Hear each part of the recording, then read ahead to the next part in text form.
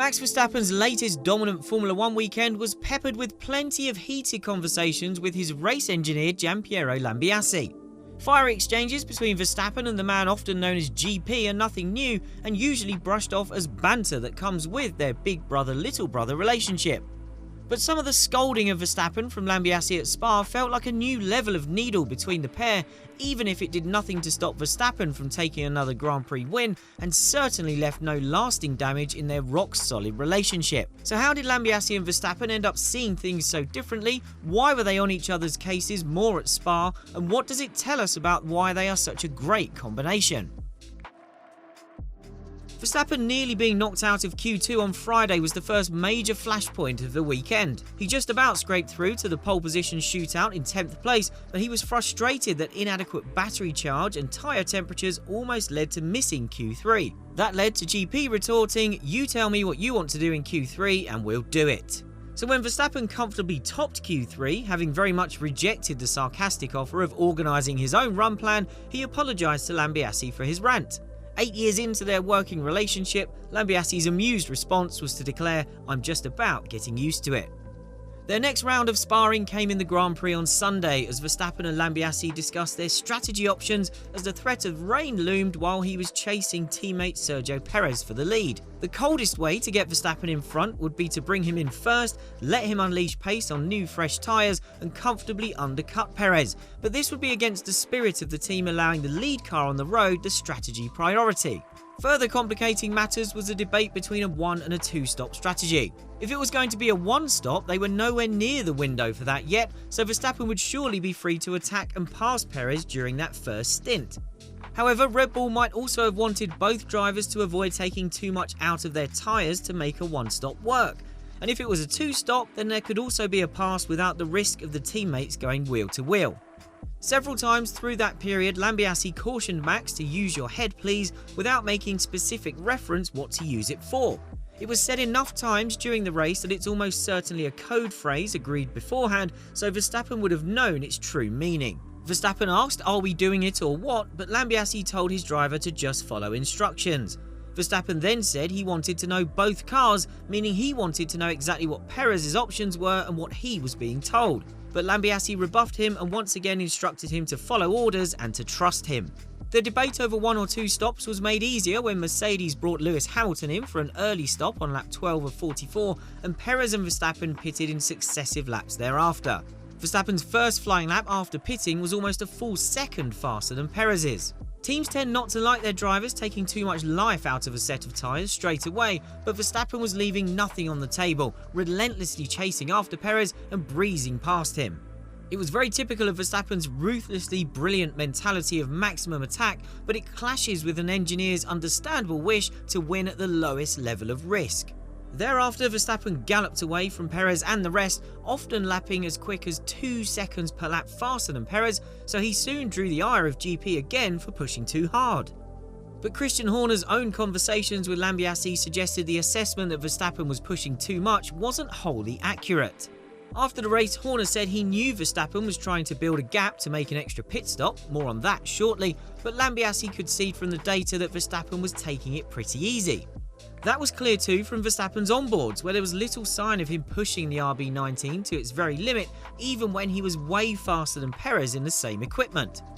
It's something Verstappen insisted after the race too, claiming "I did slow down" when asked if he was ignoring orders. Then came the now routine debate over whether Verstappen should make an extra pit stop to push for the fastest lap bonus point, with Verstappen and GP assuming their usual positions on opposing sides of the debate. Verstappen even jokingly suggested it would give Red Bull's pit crew some extra training. While Red Bull relented in similar circumstances in the Austrian GP, Lambiase replied no, not this time, and Horner admitted that Red Bull didn't want to get too greedy or risk ending up with egg on our face. Verstappen shrugged it off after the race and joked he likes to mention it so they might get a bit nervous. And if you like the idea of facing up to all of the challenges of running a Grand Prix from the pit wall, then we've got something you'll probably be interested in. F1 Manager 2023 is here. Ever wanted to be in the hot seat on the pit wall? Now's the time to get your hands on the F1 management game, which gives you the chance to make all the key decisions and build your own legacy. The most authentic, comprehensive and dynamic F1 management experience to date, F1 Manager 2023 gives you unparalleled control of your chosen F1 team as you bid to become the next legendary team boss. Complete with broadcast-like visuals with onboard and trackside cameras plus a new visor cam view, F1 Manager 2023 features an all-new race replay mode where you can rewrite the season on your terms by either reliving a full Grand Prix from this season or by tackling a specific scenario that actually happened during one of this year's races. So what are you waiting for? If you've got what it takes to make all the crucial calls, order F1 Manager 2023 now and drive every decision. You may be surprised that such tensions even arise given the magnitude of Red Bull's advantage, but it's a symptom of what our very own Scott Mitchell-Malm called Verstappen's white-hot intensity when discussing the subject on the Race F1 podcast. Much like Red Bull's original dominator Sebastian Vettel, Verstappen wants every single pole position, race win and fastest lap. Lambiase understands that better than anybody else, having worked with him since Verstappen was promoted from Toro Rosso after just 4 races in 2016. Prior to that, Lambiase had worked with the man Red Bull swapped Verstappen with, Daniel Kvyat, having personally impressed Vettel during his final year with Red Bull in 2014 when Lambiase had moved over from Force India, ironically where he was Perez's race engineer. Lambiase has witnessed Verstappen's rise from rough diamond to one of the greatest drivers F1 has ever seen, and yet he remains very much his equal. Despite Verstappen's climb to F1 superstardom, something GP has certainly played a part in himself, the dynamic between them hasn't really changed. Verstappen remains the occasionally errant young kid who needs to be reined in at times by the stern older brother whose job it is to make sure Verstappen doesn't take unnecessary risks. And Max revels in that dynamic. On good days he'll play around with it, getting a kick out of winding up the big brother in their relationship. But relaxed mischief can turn to rage in an instant when the competitive pressure is on, and as with all relationships over the F1 radio airwaves, it's the engineer that takes the brunt of a driver's frustration and anger. When there are disagreements between a driver and an engineer at other teams, you may hear an additional voice, like Mercedes team boss Toto Wolff, have to jump on the radio to calm the driver down and make them obey. That's not really necessary for Verstappen, instead a change of tone from Lambiase usually does the trick. As our F1 reporter Mark Hughes puts it, there isn't a higher authority within Red Bull than Lambiase as far as Max is concerned. There's also regularly an insistence that this isn't bickering or any kind of genuine hostility. Horner specifically took issue with the word bickering on Sunday night at Spa, so he's probably not a fan of the title of this video. And when Verstappen was asked about his fights with GP, he replied, "Today we didn't fight," and claimed we were having a good time. Horner believes it's a sign that Verstappen has the extra capacity that many of F1's great drivers have demonstrated in the past to consider the wider racing picture while simultaneously crushing the opposition.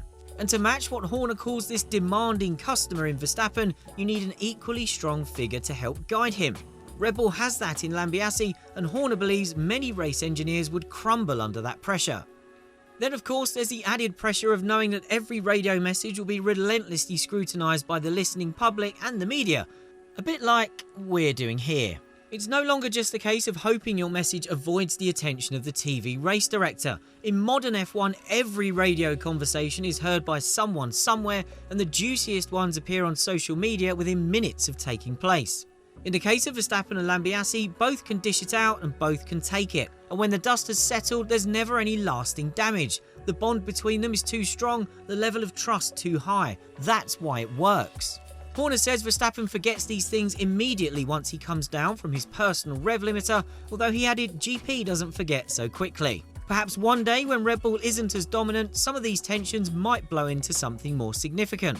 But right now there's very little to suggest this relationship is combustible, it's just two tough operators butting heads to push each other to be even better.